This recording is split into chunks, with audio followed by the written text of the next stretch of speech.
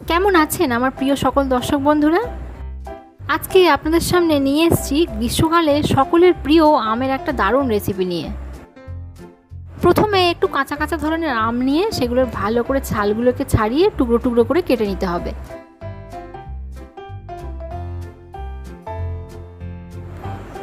আমগুলো কাটা হয়ে গেলে ওগুলোকে কড়াইয়ের মধ্যে জল দিয়ে তারপরে সেদ্ধ করতে দিয়ে দিতে হবে।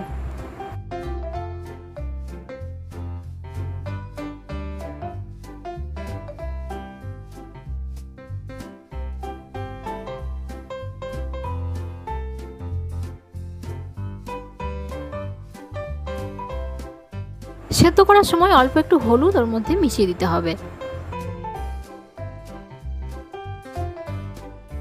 দিয়ে এবার ওটাকে ঢাকা দিয়ে দেবেন। ওটা ধীরে ধীরে সেদ্ধ হতে থাকবে। মাঝে মাঝে একটু ঢাকনা খুলে এরকমভাবে নেড়ে দেবেন। দেখুন আগের থেকে অনেকটাই সেদ্ধ হয়ে গেছে, তবে এখনও পুরোপুরি সেদ্ধ হয়নি, আরও কিছুক্ষণ এরকমভাবে রাখতে হবে। এবার দেখুন অনেকটাই সেদ্ধ হয়ে গেছে। এবার ওটাকে আমরা একটা আলাদা পাত্রে ঢেলে ফেলেছি। দেখুন আমগুলো পুরো সেদ্ধ অবস্থায় কীরকম দেখতে লাগছে, একদম হলুদ হলুদ আর একদম নরম নরম হয়ে গেছে।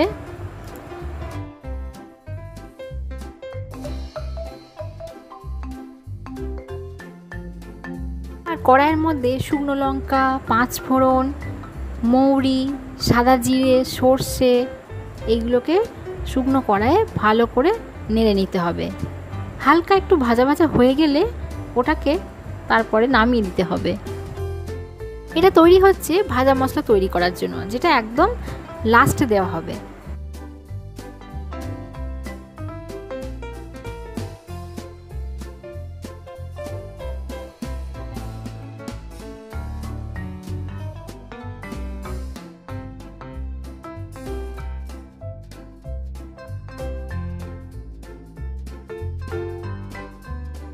এরপর কড়াইয়ের মধ্যে তেল ঢেলে তার মধ্যে 5 ফোড়ন দেওয়া হলো, শুকনো লঙ্কা দেওয়া হলো এবং তেজপাতা দিয়ে দেওয়া হলো।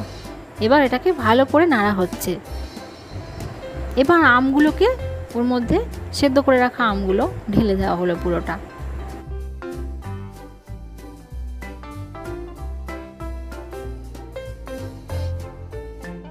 কিছুক্ষণ এইভাবে নাড়তে থাকা হলো।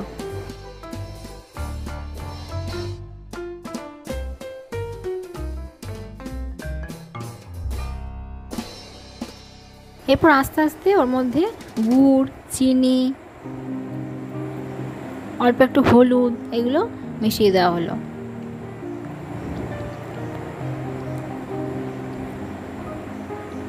এবার ভালো করে ওপর থেকে নিচ পর্যন্ত যাতে গুড়টা বা অন্যান্য জিনিসগুলো নড়ে সেই জন্য পুরোটা মিশিয়ে নেওয়া হলো ভালো করে।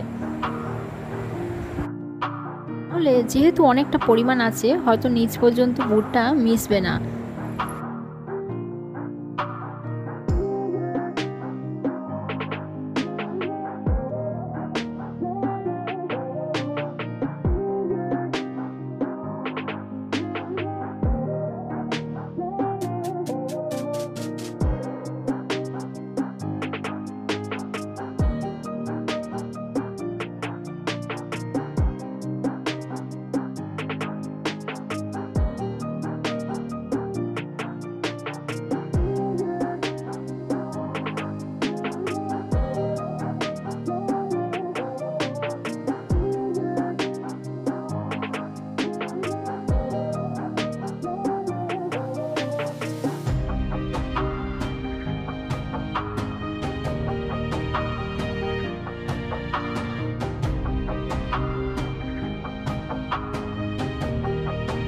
এরপর ভাজা মশলা তৈরির জন্য শুকনো কড়াইয়ে আগে থেকে যেগুলো নেড়ে রাখা হয়েছিল সেগুলোকে এবার গুঁড়ো করে নিতে হবে।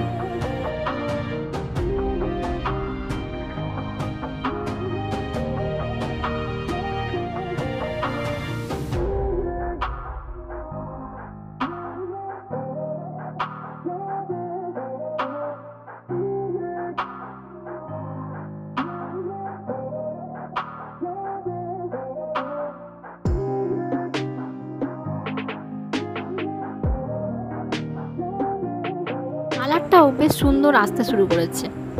এদিকে দেখুন গুড়টা আমের সাথে বেশ ভালোভাবেই দেখুন মিশে গেছে এবং বেশ আচার আচার তৈরির ভাব এসে গেছে।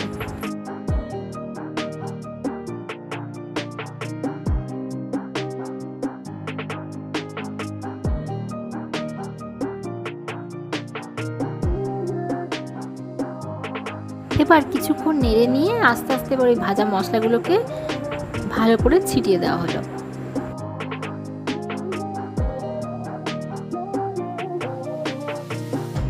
দিয়ে এবারে যাতে গোটা আটায় ভালোভাবে মিশে যায় সেই জন্য খুন্তি করে ভালো করে নাড়িয়ে নেওয়া হলো।